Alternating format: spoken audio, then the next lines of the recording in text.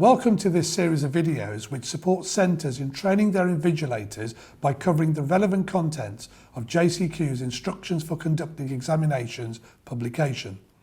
In this video we consider how an exam must be finished and scripts collected and checked in line with JCQ regulations.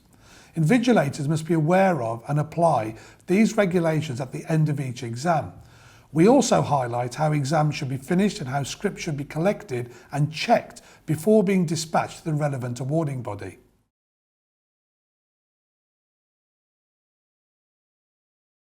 Your exams officer will confirm if invigilators are to give a 5-minute warning to candidates before the end of the examination.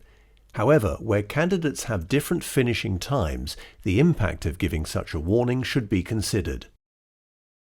At the end of the examination, invigilators must tell candidates to stop working and remind them that they're still under examination conditions, allow candidates who arrived late and were allowed the full working time to do their examination to continue after the normal finishing time, tell them to stop working after the full working time has passed.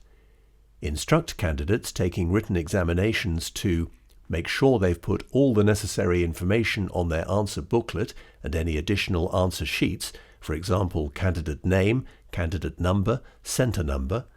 Make sure their answers are correctly numbered. Make sure they've put any loose additional answer sheets inside the answer booklet. Invigilators must remain alert when candidates are completing these tasks to ensure that they're not adding to their answers once they've been told to stop working. Paper clips or staples must not be used.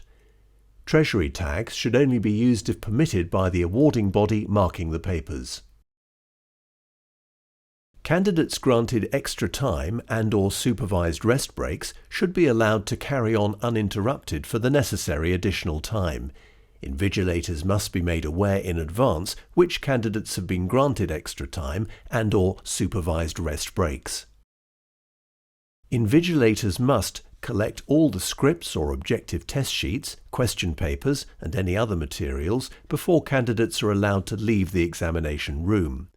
Check that there is a script or objective test sheet for every candidate marked as present on the attendance register. Check that the names on the scripts match the details on the attendance register.